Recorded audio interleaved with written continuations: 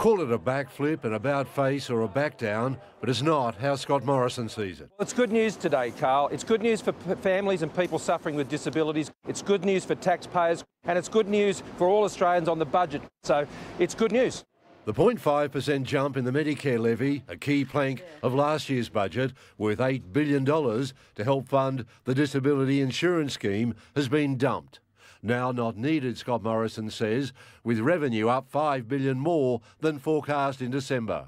Dropping it will save those on $30,000 about $150 a year, those earning $80,000 $400, and anyone on $150,000 will save $750. We need to focus on continuing to deliver a stronger economy because that will give and guarantee Australians the services they rely on. And there's only one reason he's dropping the policy, because he couldn't get the votes in the Parliament. They shouldn't have come up with the silly idea in the first place. Labor supported an increase to those above $87,000, but with the government back down came their own back down. It was simply the Labor Party proposing to meet the government in the middle. Advocates say they again face an uncertain funding future and question what happens in an economic downturn. We have to take funding for NDIS out of budget cycle and political debate. We need it secured into the future. Scott Morrison says full funding will be guaranteed into the future. Exactly how will be detailed in the pre-election budget.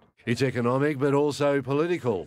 Dumping the increase allows the government to sharpen its message, concentrate on income tax cuts, while blunting, they believe, Labor's attack of giving with one hand but taking with the other. Lane joins me from our office in Parliament House in Canberra. Lane, how big will any tax cut be?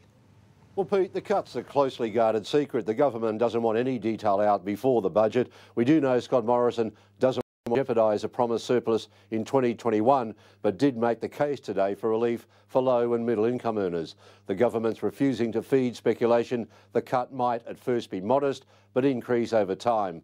One economist told me it might be a half a sandwich, half a milkshake cut. Depending when you buy your lunch, that might be pretty small, Pete.